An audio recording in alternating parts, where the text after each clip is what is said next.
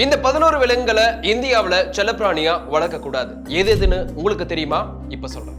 இந்தியாவுல வன விலங்குகளை பாதுகாக்கவும் சுற்றுச்சூழல் சமநிலையை பராமரிக்கவும் சில விலங்குகளை செல்லப்பிராணிகளா வளர்ப்பது குறித்து கடுமையான விதிகளும் இருக்கு. அதன்படி 11 விலங்குகளை நாம வளர்க்க கூடாது. ஃபர்ஸ்ட் ஒன் மானிட்டர் பல்லி. மானிட்டர் பல்லிகள் பெரியவை மற்றும் ஆக்ரோஷமா இருக்கும். தாடைகள் மிக வலிமையாகவும் இருக்கும். அது கடிச்சா கடுமையான காயங்களும் ஏற்படும். இதனால செல்லப்பிராணிகளா வளர்க்க தடை செய்யப்பட்டிருக்கு. புலி, சிங்கம், சிறுத்தை. இந்தியாவில் பெரிய பூனை குடும்பம் என்று அழைக்கப்படும் புலி, சிறுத்தை மற்றும் சிங்கம் போன்றவை விலங்குகள் செல்லப்பிராணிகளா வளர்க்க தடை விதிக்கப்பட்டிருக்கு நம்ம இந்தியால. அடுத்தது நட்சத்திர ஆமை.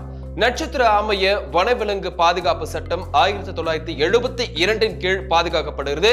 இந்த இனத்தை செல்லப்பிராணிகளாக வைத்திருக்க கூடாது. அடுத்தது சோம்பல் கரடி. சோம்பல் கரடி நீண்ட நகங்களை கொண்டிருக்கு. மனிதர்களை தாக்கவும் செய்து. பொது பாதுகாப்புக்காக இதை செல்லப்பிராணிகளா வளர்க்கவும் கூடாது. அடுத்தது ரெட் பாண்டா. இந்தியாவில் ரெட் பாண்டாக்கள் செல்லப்பிராணிகளா வைத்திருப்பது சட்டவிரோதமா இருக்கு. அடுத்தது பிட்புல். பிட்புல் நாய்கள் மிகவும் வலிமையானவை. அவற்றின் ஆக்ரோஷமான தன்மையால மனிதர்களையும் விலங்குகளையும் தாக்குது.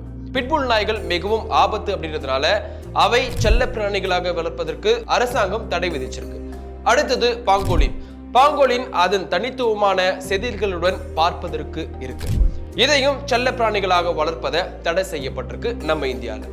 அடுத்தது ஓராங்குட்டான். அழிந்து வரும் ஓரங்குட்டான்களை இந்தியாவில் செல்ல பிராணிகளாகவும் வளர்க்க கூடாது. கடைசியா பாம்புகள், யானைகள், கருப்பு மான்கள் இதையெல்லாம் நாம செல்ல பிராணிகளா வளர்க்கவும் கூடாது.